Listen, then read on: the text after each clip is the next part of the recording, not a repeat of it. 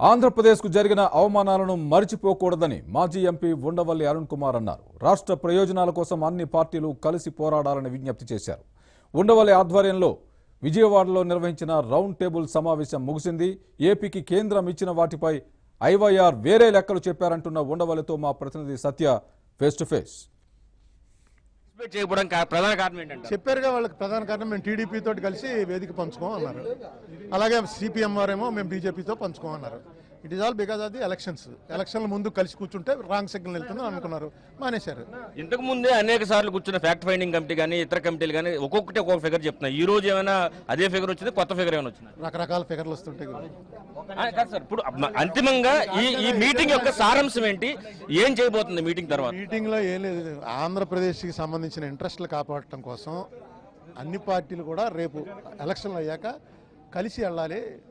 మీ personal ఐడియాలజీలు అవి party ఐడియాలజీలు ఉన్నా interest of the state వచ్చినప్పుడు అందరూ కలవాలి అన్న దానికోసం ఆశతో పెట్టాను. ఆశ నెరవేరింది. వచ్చిన వాళ్ళంతా మరి సిపిఐ వారు బీజేపీ వారు కూర్చున్నారు కదా, సిపిఎం రాకపోయినా మాట్లాడుకున్నారు కదా, ఆశ నెరవేరింది. వాళ్ళు వైసీపీ వాళ్ళు రాకపోవడానికి కారణం వాళ్ళు చెప్పారు. ఓకే, ఇప్పుడు చూసిన తర్వాత అనుకుంటారు ఒక కలుద్దాంలే అని.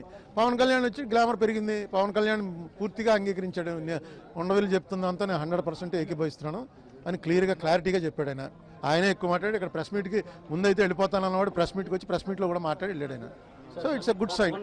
మొత్తం మీద తీసుకుంటే కనుక ఉండవల్లి గారు చెప్తుంది, రేపు ఎన్నికల తర్వాత కూడా రాష్ట్రంలో ఉన్న రాజకీయ పార్టీలన్నీ సంయుక్తంగా పనిచేయాలి. రాష్ట్ర ప్రయోజనాలను మాత్రం పనంగా పెట్టి పార్టీలు పనిచేయకూడదు. రాజకీయ ప్రయోజనాల కోసం ముందుకెళ్ళకూడదు. రాష్ట్ర ప్రయోజనాలు ముఖ్యం కాబట్టి పార్టీలన్నీ రేపు ఎన్నికల తర్వాత ఇటు అసెంబ్లీలో కానీ అటు పార్లమెంట్లో కానీ రాష్ట్ర ప్రయోజనాలు వచ్చినప్పుడు అన్ని కలిసి పనిచేయాలని చెప్పే ఉద్దేశంతో ఈ సమావేశాన్ని ఏర్పాటు చేశారన్నారు. ఇదే సమయంలో అటు ముఖ్యమంత్రి ఏర్పాటు చేసిన అఖిలపక్ష సమావేశానికి తనకి సంబంధం లేదని చెప్తున్న పరిస్థితి ఉంది. మొత్తం ఓవరాల్గా తీసుకుంటే కనుక రాష్ట్ర ప్రయోజనాలే ముఖ్యంగా అన్ని పార్టీలను ఏకీకృతం చేయడంలో భాగంగా ఈ సమావేశం ఏర్పాటు చేశాను. ఈ సమావేశం విషయంలో తాను సక్సెస్ అయ్యానని కూడా ఆయన చెప్తున్న పరిస్థితి కనిపిస్తుంది. కెమెరా పర్సన్ కేశవ్తో సత్య, ఏబీఎన్ ఆంధ్రజ్యోతి, విజయవాడ.